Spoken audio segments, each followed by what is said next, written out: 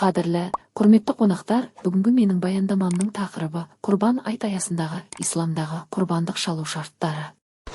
Бұл тақырып ислам дініндегі маңызды ғибадаттардың бірі, құрбан шалудың мәнін, шарттарын және адам өміріндегі тәрбиелік маңызын түсінуге көмектеседі. Исламдағы құрбандық шалу шарттары. Ислам діні адамзатты мейірімге, сабырлыққа, қайырымдылыққа және бір-біріне көмектесуге шақыратын қасиетті дін. Мұсылман қауымы үшін ерекше мейрамдардың бірі Құрбан айт мерекесі. Бұл мереке мұсылмандардың Аллаға деген шынайы сенімін, ықыласын және бауырмалдық қасиеттерін көрсетеді. Құрбан айт күндері шамасы жеткен мұсылмандар құрбан шалып, мұқтаж жандарға көмек береді. Осы арқылы қоғамда бірлік пен татулық нығая түседі. Құрбан шалу исламдағы ұлы ғибадаттардың бірі. Ол тек мал сою ғана емес, адамның жүрегіндегі иманын, тақуалығын және Аллаға деген мойынсынуын білдіреді. Қасиетті Құранда Алла тағала: олардың еттері де, қандары да Аллаға жетпейді. Бірақ оған сендердің тақуалықтарың жетеді деп айтқан. Бұл аят құрбан шалудың негізгі мақсаты Алланың разылығына жету екенін көрсетеді.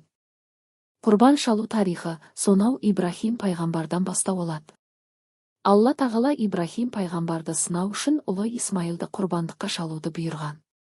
Пайғамбар Алланың әміріне толық бойсынып, ұлын құрбан етуге дайын болған кезде, Алла олардың ықыласын қабыл етіп, Исмайылдың орнына көктен қошқар түсірген. Содан бері құрбан шалу мұсылмандар үшін қасиетті ғибадат ретінде жалғасып келеді. Бүгінде құрбан шалу тек діни рәсім ғана емес, үлкен әлеуметтік мағынасы бар амалға айналды.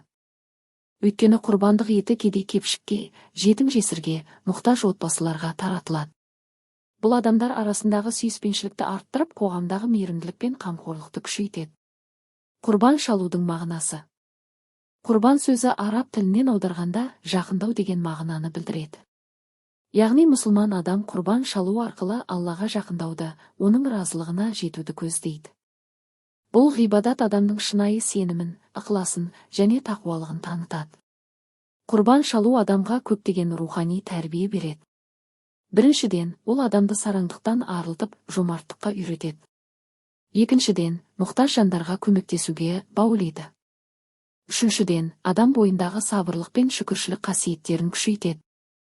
Ислам дінінде әрбір ғибадаттың өзіндік мәні бар. Намаз тәртіпке, ораза сабырға, зекет жомарттыққа тәрбиелесе, құрбан шалу мейірімділік пен бауырмалдықты нығайтады. Сондықтан құрбандық шалу тек материалдық амал емес, үлкен рухани тәрбиенің көзі болып табылады. Құрбан шалудың үкімі. Ислам ғалымдарының көпшілігінің пікірінше, жағдайы жеткен мұсылманға құрбан шалу уәжіп амал. Уәжіп дегеніміз орындалуы міндетке жақын ғибадат. Мұсылман адам мүмкіндігі бола тұра құрбан шалмаса, үлкен сауаптан құр қалады. Құрбан шалуына адамдарға міндеттеледі. Мұсылман болуы, ақыл есі дұрыс болуы, балиғат жасына толуы, жолаушы болмауы, қаржылық жағдайының жеткілікті болуы. Егер адамның күнделікті қажеттерінен тыс белгілі мөлшерде байлығы болса, оған құрбан шалу міндет болады. Құрбан шалудың негізгі шарттары. 1. Құрбан шалушы адамға қойылатын шарттар. Құрбан шалатын адамның мұсылман болуы міндет. Өйткені бұл исламдағы ғибадат. Сонымен қатар адамның ниеті дұрыс болуы қажет. Құрбандық тек Алланың разылығы үшін шалынуы тиіс. Пайғамбарымыз Мұхаммед пайғамбар: амалдар ниетке байланысты деген. Сондықтан адам мақтану немесе адамдарға көрсету үшін емес, шынайы ықыласпен құрбан шалу керек. 2. Құрбандыққа шалынатын малға қойылатын шарттар. Исламда кез келген мал құрбандыққа жарай бермейді. Құрбандыққа тек мына мал түрлері шалынады: қой, ешкі, сиыр, түйе. Әр малдың жас мөлшері белгіленген. Қой мен ешкі 1 жасқа толған болуы керек, сиыр 2 жасқа толуы керек, түйе 5 жасқа толуы қажет. Сонымен қатар малдың дені сау болуы шарт. Ауру, өте арық, ақсақ немесе соқыр мал құрбандыққа жарамсыз деп есептеледі. Пайғамбарымыз: 4 түрлі мал құрбандыққа жарамайды: анық соқыр, анық ауру, анық ақсақ және өте арық мал деп ескерткен. Бұл талаптар ислам дінінің тазалық пен сапаға мән беретінін көрсетеді. 3. Құрбан шалынатын уақыт. Құрбан шалу айт намазынан кейін басталады. Айт намазына дейін шалынған мал құрбан болып есептелмейді. Құрбан шалу уақыты. Зүл-хижжа айының 10 күні айт намазынан кейін 11 күні, 12 күні күн батқанға дейін жалғасады. Ең абзал уақыт бірінші күні шалу. 4. Құрбан шалу әдебі. Ислам діні жануарға мейірімді болуға шақырады.